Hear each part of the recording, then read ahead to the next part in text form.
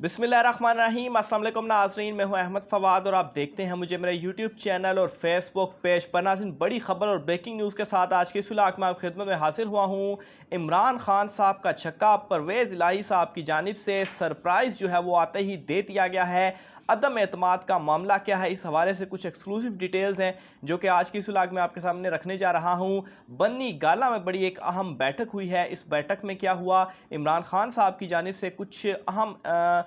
जो फैसले या हिदायत हैं वो दी गई हैं। इस हवाले से भी जो तफसीलात हैं वो भी आज की इस व्लॉग में आपके सामने रखूँगा। सबसे पहले नाज़रीन, परवेज़ इलाही साहब के हवाले से एक बड़ी ब्रेकिंग न्यूज़ है, वो मैं आपके साथ शेयर करता चलूँ। तो जो ये लोग इमरान खान साहब का मजाक उड़ाते थे और ख़ास तौर पर ये अमेरिका की ये जो सारी रिजीम चेंज हुई है, इसके पीछे अमेरिका की साजिश है, इस हवाले से जो लोग सबूत मांगते थे उनके लिए परवेज़ इलाही का एक जो करारा थप्पड़ है वो उन्होंने रद्द कर लिया है।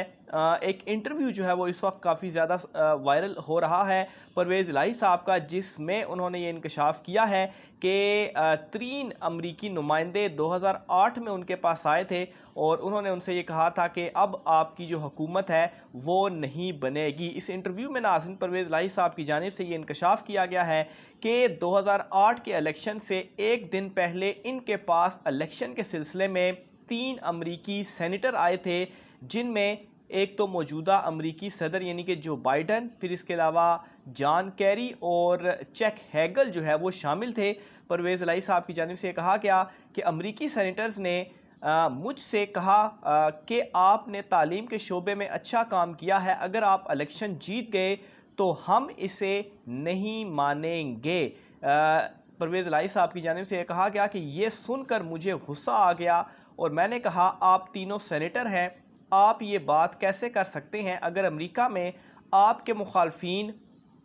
आपसे ऐसी बातें करेंगे तो आप क्या कहेंगे? परवेज़ इलाही साहब ने कहा कि अमरीकी सेनेटर्स का आगे से जवाब आया कि अभी तो नतीजा आया ही नहीं और आप पहले ही ऐसी बात कर रहे हैं। इस इंटरव्यू में परवेज़ इलाही साहब की जानिब से ये भी कहा गया है कि 2009 में जब इनके पास रिचर्ड जो थे वो आए थे और इनके साथ 2 घंटे मीटिंग हुई, तो चौधरी शुजात ने इनसे पूछा कि हमारे खिलाफ 2008 में साजिश क्यों की? तो रिचर्ड ने जवाब दिया कि इस साजिश में जो है वो भी शामिल तो थे, लेकिन परवेज़ मुशर्रफ और तारिक अजीज़ जो है ये भी शामिल थे और ये आप ही के मुल्क के दोनों लोग हैं। परवेज़ इलाही ने मज़ीद उस इंटरव्यू में ये कहा कि ज़ाहिर है कि हमारे ख़िलाफ़ 2008 में साजिश हुई थी। मुशर्रफ को 10 मरतबा कहा कि इलेक्शन जैसे हो रहे हैं वैसे होने दें, लेकिन मोहतरमा के आने से पहले ही तय हो गया था कि किसने हुकूमत बनानी है और फिर उसके बाद पीपल्स पार्टी की जो हुकूमत थी वो बनी। ये जो एक परवेज़ इलाही साहब का इंटरव्यू था, ये इस वजह से मैंने आपके सामने रखा कि ये इस बात का सबूत है कि अमरीकी साजिश जो है वो आज से नहीं बल्कि उस वक्त भी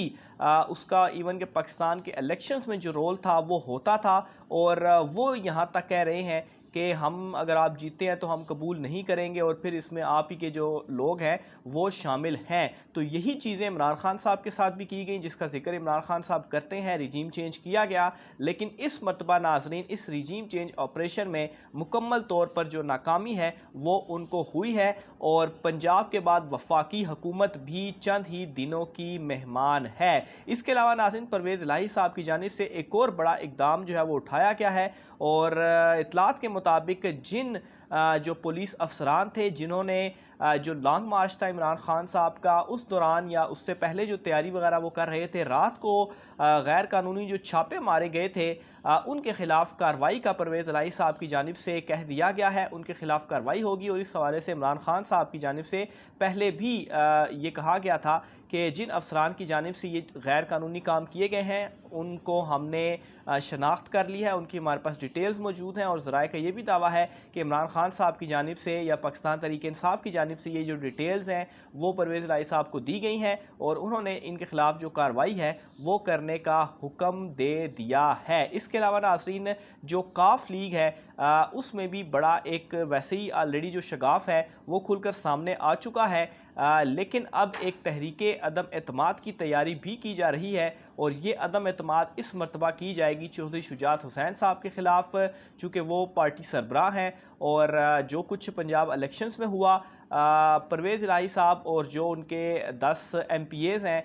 وہ عدم اعتماد لائیں گے چودھری شجاعت صاحب کے خلاف، اور ان کو سائیڈ پہ کر کے جو نیا پارٹی سربراہ ہوگا وہ پرویز الہی صاحب کو منتخب جو ہے وہاں پر کیا جائے گا۔ تو یہ ناظرین ایک بڑی ڈیولپمنٹ ہے۔ کاف لیگ نے اپنی جو پولیٹکس تھی، خاص طور پر چودھری شجاعت حسین اور ان کے جو بیٹے ہیں، انہوں نے اپنی پولیٹکس جو ہے وہ بالکل اینڈ کر دی ہے، اسی طریقے سے جس طریقے سے لوٹو نے اپنی پولیٹکس کو اینڈ کیا، اور آصف زرداری نے نہ صرف نون لیگ بلکہ کاف لیگ کو بھی تباہ کر کے رکھ دیا۔ اس کے علاوہ ناظرین عمران خان صاحب کی جانب سے کچھ اہم اعلانات کیے گئے ہیں، اور اس حوالے سے جو بنی گالہ میں ایک ملاقات بھی ہوئی پرویز الہی صاحب کی اور عمران خان صاحب کی، اس میں کچھ ہدایات عمران خان صاحب کی جانب سے پرویز الہی صاحب کو دی گئی ہیں، اور ان میں سب سے پہلے تو عمران خان صاحب نے یہ چیز ان کو کہی ہے کہ جو ایک تو ہیلتھ کارڈ یا احساس پروگرام اور راشن پروگرام تھا، اس کو فوراً بحال کیا جائے، کیونکہ پنجاب حکومت نے ان منصوبوں کو ختم کر دیا تھا۔ اس کے علاوہ انہوں نے مزید یہ بھی کہا کہ یہ جو سارے منصوبے ہیں انہیں اولین بلکہ فوری طور پر بحال کرنے کا ان کی جانب سے حکم دیا گیا، کیونکہ یہ جو پروگرامز تھے یہ غریب لوگوں کے لیے تھے،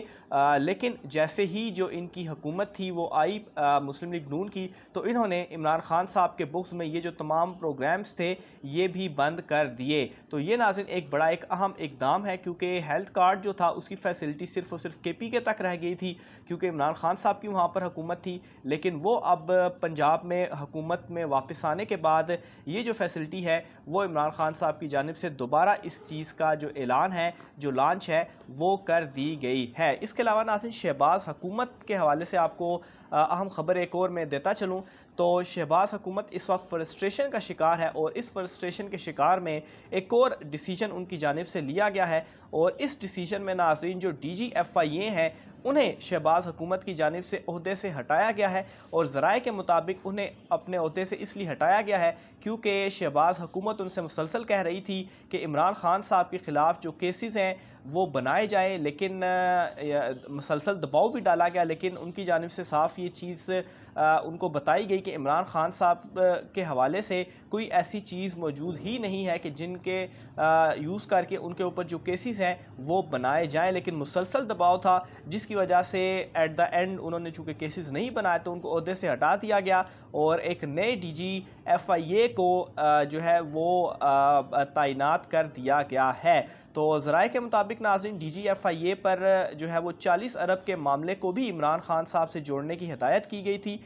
لیکن انہوں نے اگین یہی موقف اپنایا کہ اس میں عمران خان صاحب کا براہ راست یا کسی طرح سے بھی کوئی تعلق نہیں ہے، تو اس لیے ان کے خلاف کوئی اس طرح سے مقدمہ جو ہے وہ نہیں بنتا۔ اس سے قبل جو توشہ خانہ اور دیگر چیزیں تھیں وہ مسلم لیگ نون کی جانب سے کوشش بڑی کی گئی، لیکن وہ چونکہ سب قانونی تھا تو اس لیے عمران خان صاحب کے خلاف وہ کوئی بھی کارروائی نہیں کر سکے۔ آخر میں ناظرین ایک اور اہم خبر آپ کو میں دیتا چلوں، وہ بھی گورنر راج کے حوالے سے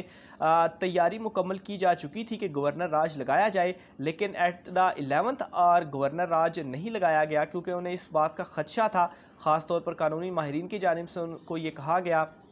جو پی ڈی ایم کی حکومت ہے یا نواز شریف کی جو حکومت ہے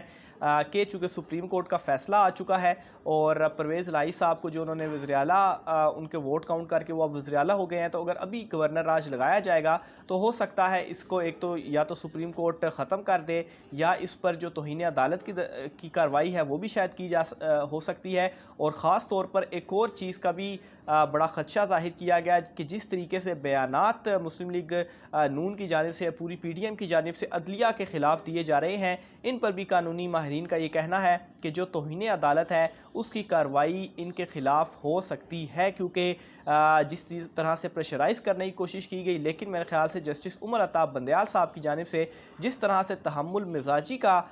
مظاہرہ جو ہے وہ کیا گیا ہے اور تمام تر جو پریشر تھا، دباؤ تھا، اسے کنزیوم کرتے ہوئے جو ڈیسیجن ان کی جانب سے دیا گیا ہے وہ بالکل قابل تعریف ہے۔ بہرحال اس حوالے سے ابھی جو معاملات ہیں وہ چل رہے ہیں، مزید جو بھی اپڈیٹس ہوں گی وہ بھی آپ ناظرین کے ساتھ شیئر کرتا رہوں گا۔ آج کی ولاگ سے اتنا ہی، مجھے اجازت دیجیے، اللہ حافظ۔